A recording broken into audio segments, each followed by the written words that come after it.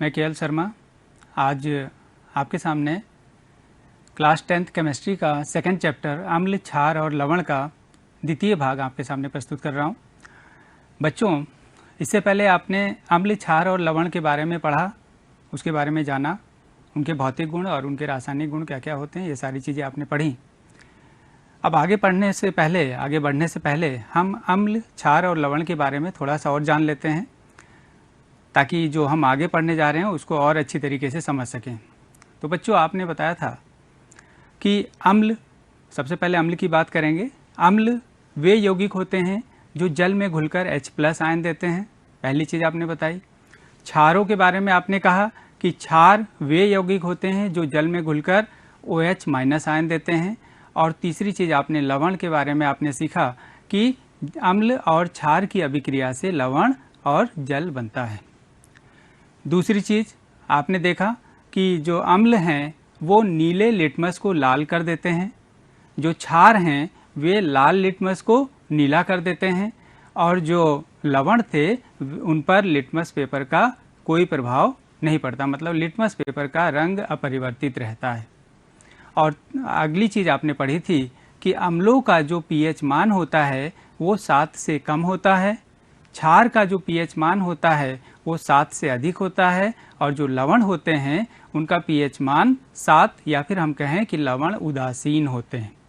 तो बच्चों, आज हम इससे आगे के टॉपिक आगे बढ़ते हैं अम्ल, क्षार और लवण के बाद, और अब हम पढ़ेंगे आप pH स्केल के बारे में। देखिए बच्चों, pH स्केल, अभी हमने आपसे pH वैल्यू के बारे में बात की थी, अब हमें pH स्केल के बारे में पढ़ना है। सबसे पहली चीज़ हम आपको बताएं कि ये जो pH स्केल है इसकी खोज एक जर्मन वैज्ञानिक सोरेनसन थे। इन्होंने सन 1909 में pH स्केल की खोज की थी। ठीक है, जर्मन वैज्ञानिक सोरेनसन ने सन 1909 में pH स्केल को प्रस्तुत किया। तो pH स्केल क्या है बच्चों? जब किसी भी विलयन में उपस्थित हाइड्रोजन आयन की सांद्रता ज्ञात करने के लिए एक स्केल को विकसित किया गया है, जिसे हम लोग क्या कहते हैं? pH स्केल कहते हैं। ठीक है, pH ये जो है, ये में जो P है वो जर्मन भाषा के शब्द पोटेंज या फिर पुषांश भी इसको कहा जाता है, इससे लिया गया है। और P का मतलब आप देख रहे हैं यहाँ पे क्या होता है? पावर। पावर का मतलब ताकत, शक्ति, एक तरीके से हम कह सकते हैं। ठीक है, तो ये जो pH में P का मतलब क्या होता है? पावर होता है। और जो H होता है, H का मतलब क्या है? Hydrogen ion. तो इट मीन्स अगर हम pH को हम डिफाइन करना चाहें तो हम ये कह सकते हैं कि the power of hydrogen ion. ठीक बच्चों, तो ये हो गया आपके pH स्केल। ये आपका pH स्केल आप नीचे देख रहे हैं, जिसमें आप देख रहे हैं 0 से लेकर 14 तक के अंक लिखे हुए हैं। ठीक, तो pH स्केल में 0 से 14 तक के ये जो अंक लिखे हुए हैं ये सारे शुद्ध अंक हैं। और सबसे पहली चीज़ आप और जान लें कि इन अंकों का या pH मान का, इन शुद्ध अंकों का कोई भी मात्रक नहीं होता है, क्योंकि ये सारे अंक शुद्ध हैं, इसलिए इनका कोई भी मात्रक नहीं होता है। अब pH स्केल को हम समझते हैं बच्चों। pH स्केल आप देख रहे हैं 0 से 14 तक ये बनी हुई है। इसमें ये जो 7 मिडिल वाला पार्ट है ये हमारा कहलाता है उदासीन। क्या कहलाता है बच्चों? ये हमारा कहलाता है उदासीन बिंदु। मतलब अगर किसी भी विलयन का pH मान 7 होगा तो इट मीन्स कि वो विलयन हमारा उदासीन होगा, ना वो अम्ल होगा ना वो क्षार होगा, बल्कि वो कैसा होगा? उदासीन होगा। जैसे जैसे हम इस 7 से बाईं तरफ, इधर की तरफ हम जाते हैं तो यहाँ पे हाइड्रोजन आयन की सांद्रता अधिक होती है। जब हाइड्रोजन आयन की सांद्रता अधिक होगी तो pH मान क्या हो जाएगा? कम हो जाएगा। बिल्कुल उल्टा इधर क्या हो जाएगा? 7 के दाहिनी तरफ की अगर हम बात करें तो यहाँ पे हाइड्रोजन आयन H+ आयनों की सांद्रता क्या होगी? कम होगी। और जब यहाँ पे H+ आयनों की सांद्रता कम होगी तो इट मीन्स यहाँ पे आप देख रहे हैं pH मान क्या होगा? अधिक होगा। ऊपर आप देख भी रहे हैं दाहिनी तरफ जो pH वैल्यू है वो बढ़ रही है, जैसे 8, 9, 10, 11 इस तरीके से बढ़ रही है। और 7 के बाईं तरफ पीएच मान क्या हो रहा है देख रहे हैं आप, घट रहा है, 6, 5, 4, 3 इस तरीके से घट रहा है। दाहिनी तरफ हमने कहा कि H आयनों की सांद्रता, हाइड्रोजन आयनों की सांद्रता कम होगी, इसका मतलब हम ये भी कह सकते हैं कि OH माइनस आयनों की सांद्रता अधिक होगी। तो कहने का मतलब क्या हुआ कि पीएच स्केल में जो 7 वैल्यू होती है वो तो उदासीन हो गई, ठीक।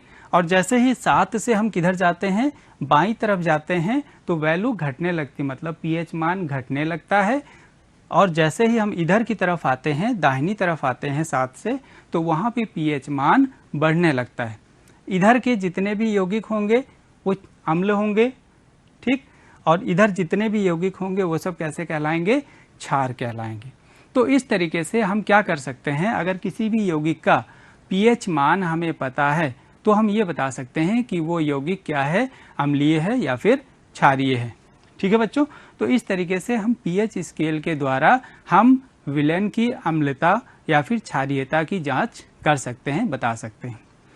आगे एक चीज़ और, इस स्केल में जो हमारा जो विलयन है, उस विलयन का अगर हमें कलर पता चल जाए किसी सूचक के द्वारा, हम उस विलयन के रंग को अगर हम देखें तो उस रंग के द्वारा भी हम ये बता सकते हैं कि उसका पीएच मान कितना होगा और वो अम्लीय होगा या फिर क्षारीय होगा। तो इसके लिए हमें एक कलर का ध्यान रखना पड़ेगा, कलर के सीक्वेंस को VIBGYOR, ये कलर का सीक्वेंस आप पढ़ चुके हैं, ये आप जानते हैं। विवग्योर, V फॉर वायलेट, ठीक है, बैगनी, I फॉर इंडिगो, जामुनी जिसको हम लोग कहते हैं, B for blue, G for green, Y for yellow, O for orange और R फॉर रेड। तो इस तरीके से ये हमारे रंगों का सीक्वेंस है बच्चों। अब हम क्या करते हैं कि एक सार्वत्रिक सूचक जो होता है, जो कि कई सूचकों का मिश्रण होता है, उसमें हम एक कागज़ की पट्टी को डुबो के एक हम पीएच वो बना लेते हैं, पीएच पट्टी बना लेते हैं। और उस पीएच पट्टी को जब हम किसी अम्ल क्षार के विलयन में डुबोते हैं तो उस पीएच पट्टी का रंग परिवर्तित हो जाता है। और जैसे ही उस पीएच पट्टी का रंग परिवर्तित हो जाता है, उस रंग को देखकर भी हम ये बता सकते हैं कि वो जो विलयन है वो कैसा है, उसका पीएच मान कितना है और वो विलयन कैसा होगा, इसकी जांच कर सकते हैं। तो आइए बच्चों हम देखते हैं कि रंग के आधार पर जो सूचक का जो रंग होगा परिवर्तित हो जाएगा, तो उस रंग के आधार पर हम किस तरीके से पीएच मान की गणना कर सकते हैं।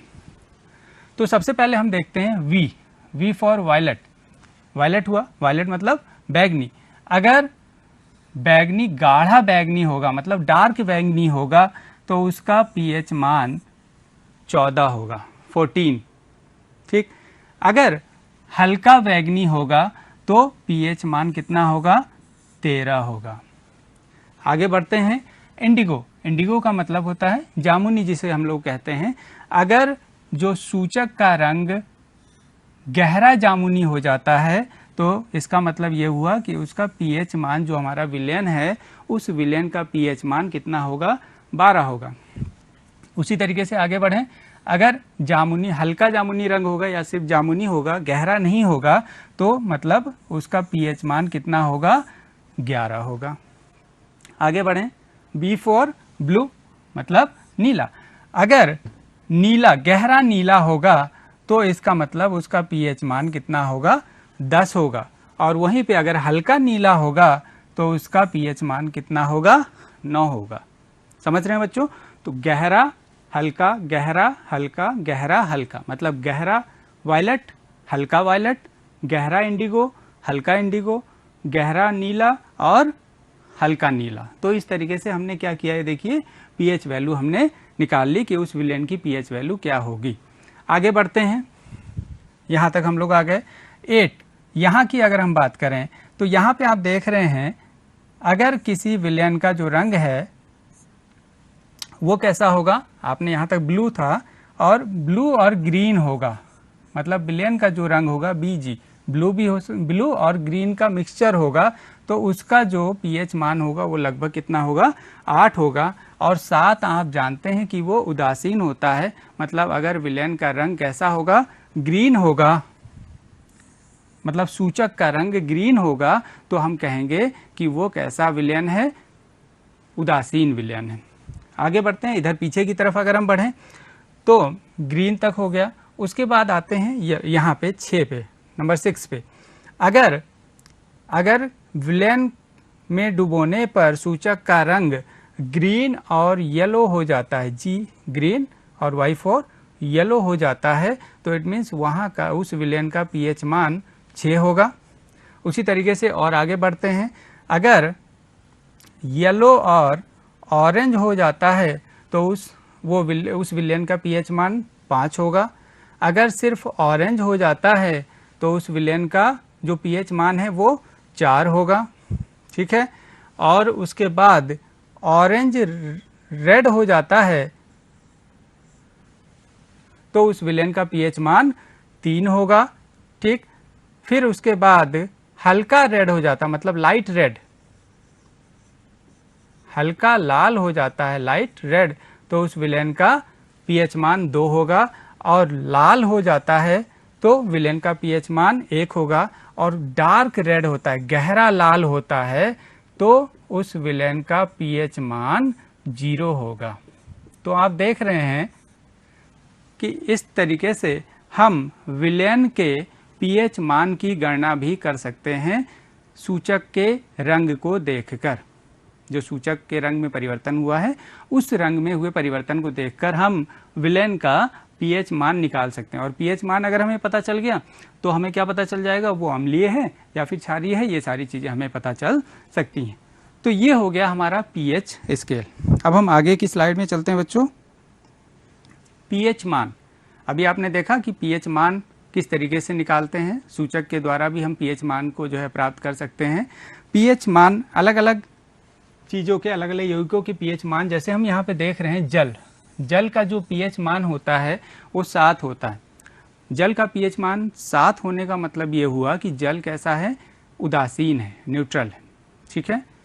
दूसरी चीज़, दूध का जो पीएच मान होता है वो 6.4 होता है। अगर हम इस स्केल में देखें तो ये न्यूट्रल है, 6.4 जैसे ही जाएगा तो 6.4 का मतलब लगभग यहाँ पे कहीं पे आएगा।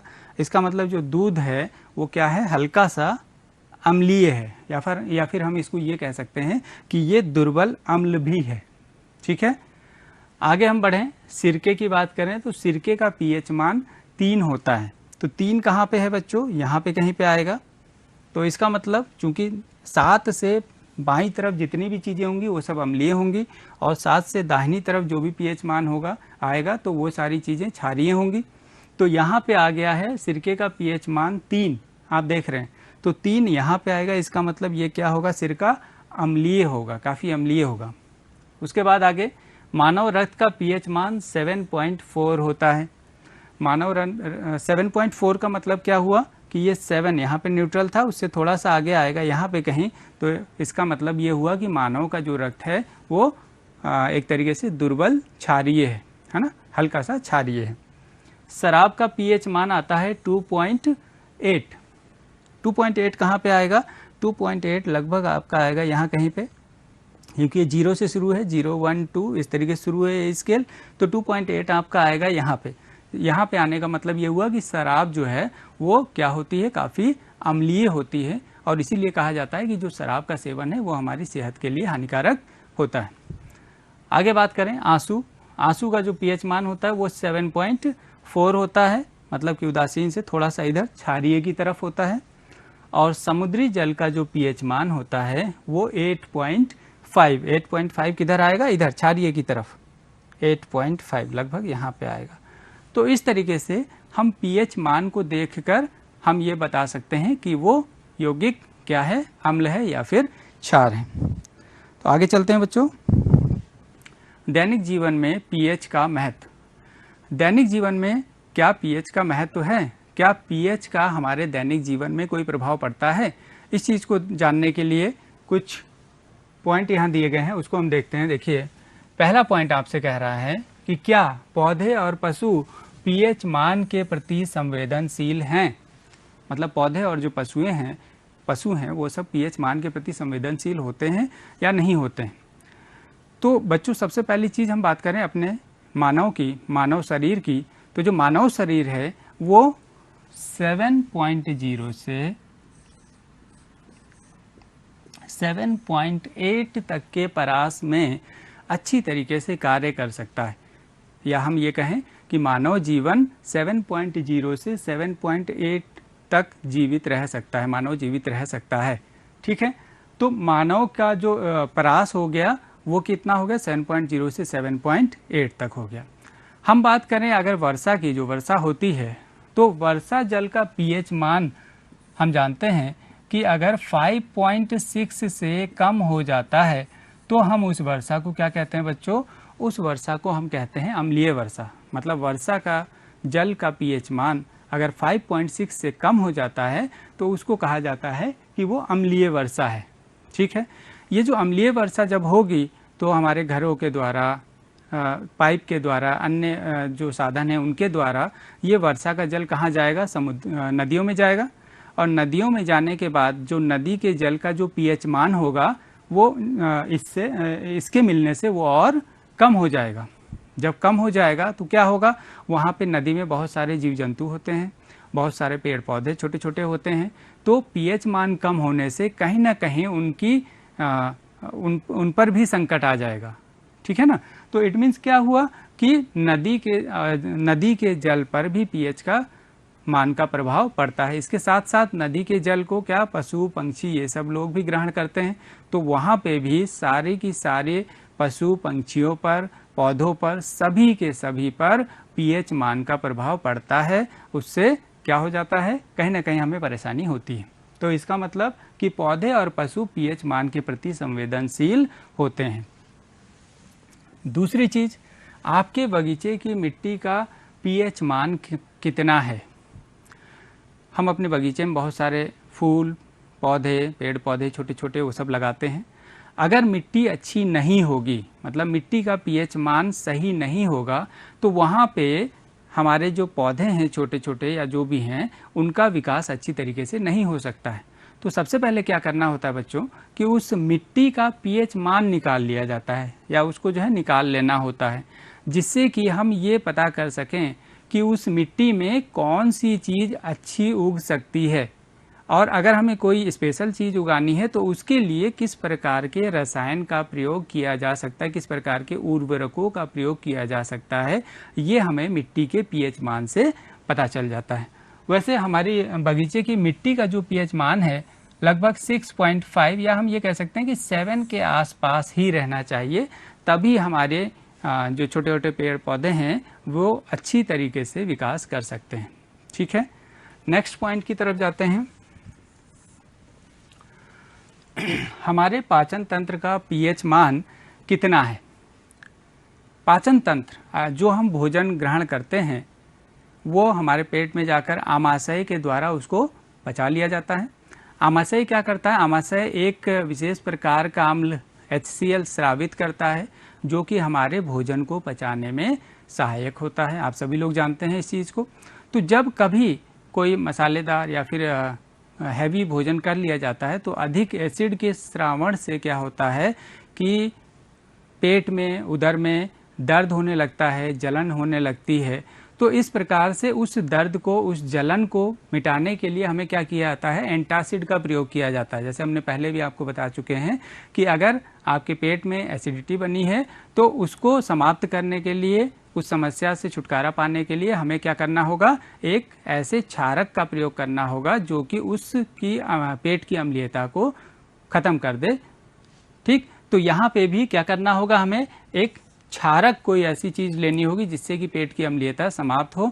जैसे हम लोग नॉर्मली घर में क्या ले लेते हैं, इनो भी ले लेते हैं।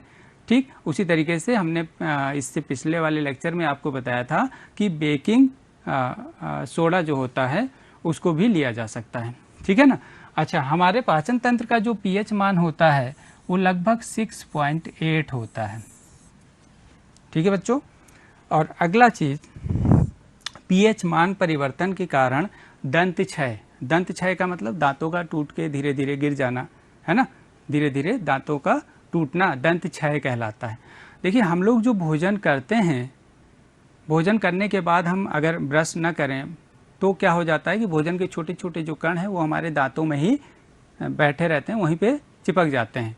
उसके बाद क्या होता है कि जो बैक्टीरिया हैं वो उनका निम्नीकरण करते हैं और HCl अम्ल जो है वहाँ पे पैदा हो जाता है, उत्पन्न हो जाता है। तो HCl अम्ल के कारण जो हमारे दांत हैं उनका क्या होने लगता है, क्षय होने लगता है। अगर हमारे दांत का pH मान 5.5 से कम हो जाता है तो वहाँ पे दांतों का क्षय होना शुरू हो जाता है। तो इसके लिए हमें क्या करना होता है कि एक अच्छे क्षारकीय टूथपेस्ट का प्रयोग करना होता है जो इसमें अम्ल बन रहा है उसको समाप्त कर दे या उदासीन कर दे, है ना। आगे बच्चों, विरंजक चूर्ण। विरंजक चूर्ण क्या होता है? देखिए सबसे पहले तो जब बुझे हुए चूने का फार्मूला आप लोग जानते हैं, CaOH का होल ट्वाइस। जब बुझे हुए चूने पर क्लोरीन की क्रिया कराई जाती है, देखिए जब बुझे हुए चूने पर क्लोरीन की क्रिया कराई जाती है तो क्या बनता है, विरंजक चूर्ण बनता है। विरंजक चूर्ण CaOCl2, इसको हम लोग क्या कहते हैं, विरंजक चूर्ण कहते हैं, या फिर जिसे हम लोग ब्लीचिंग पाउडर के नाम से भी जानते हैं। ठीक है, तो जब बुझे हुए चूने पर क्लोरीन की क्रिया कराई जाती है तो विरंजक चूर्ण प्राप्त होता है। नेक्स्ट, विरंजक चूर्ण का क्या क्या उपयोग है? देखिए विरंजक चूर्ण का सबसे पहला जो उपयोग है वो वस्त्र उद्योग में, कागज की फैक्ट्रियों में विरंजक चूर्ण का प्रयोग किया जाता है। रासायनिक उद्योगों में उपचायक के रूप में विरंजक चूर्ण का प्रयोग किया जाता है और पीने वाले जल को जीवाणुओं से मुक्त करने में भी विरंजक चूर्ण का प्रयोग किया जाता है। मतलब पीने वाला पानी उसमें जीवाणु हैं तो विरंजक चूर्ण डाल के उसको शुद्ध किया जाता है। ठीक है, बेकिंग सोडा। बेकिंग सोडा के बारे में आप जानते हैं, पीछे आप पढ़ चुके हैं थोड़ा सा। बेकिंग सोडा कैसे प्राप्त होता है, इसके लिए सबसे पहले हम बेकिंग सोडा का नाम जान लें। रासायनिक नाम क्या होता है, इसको सोडियम हाइड्रोजन कार्बोनेट भी कहते हैं, जो कि हमारी रसोइयों में प्रयोग होता है। ठीक है ना बच्चों, आप जानते हैं इसको। तो सोडियम हाइड्रोजन कार्बोनेट कैसे मिलेगा? आप देख रहे हैं कि ये जो है NaCl क्या होता है, हमारा साधारण नमक ही है। जब NaCl की जल के साथ क्रिया कराई जाती है कार्बन डाइऑक्साइड और अमोनिया गैस की उपस्थिति में, तो अमोनियम क्लोराइड, ये आप देख रहे हैं NH4Cl और NaHCO3, जिसे हम लोग क्या कहते हैं, बेकिंग सोडा प्राप्त होता है। बेकिंग सोडा पूरी की पूरी बेकिंग इंडस्ट्री में, केक को फुलाने में, उसको स्पंजी बनाने में, कभी कभी खाने को जल्दी से पकाने में, इन सब चीज़ों में बेकिंग सोडे का प्रयोग किया जाता है। अब देखिए बेकिंग सोडा के उपयोग बेकिंग पाउडर बनाने में, पेट में अम्ल की अधिकता को उदासीन करने में, अगर हमारे पेट में एसिडिटी बन रही हो तो बेकिंग सोडा का प्रयोग वहाँ पे किया जा सकता है। और तीसरी चीज़, सोडा अम्ल अग्निशमक के रूप में भी, जो हमारे फायर एक्सटिंग्विशर होते हैं उसमें भी बेकिंग सोडा का प्रयोग किया जाता है। नेक्स्ट है धावन सोडा या धोने का सोडा। सबसे पहले इसका रासायनिक नाम देखते हैं, sodium carbonate decahydrate. Sodium carbonate आप पीछे देख चुके हैं, और डेकाहाइड्रेट। बेकिंग सोडा को जब हम गर्म करते हैं, बेकिंग सोडा क्या था अभी आपने पीछे पढ़ा बेकिंग सोडा के बारे में। जब बेकिंग सोडा को गर्म करते हैं तो बनता है पहले तो सोडियम कार्बोनेट, और जब सोडियम कार्बोनेट के क्रिस्टलीकरण किया जाता है तो उससे हमें धावन सोडा प्राप्त होता है। तो यहाँ देखिए ये है सोडियम कार्बोनेट Na2CO3, ये हमारा कहलाता है सोडियम कार्बोनेट।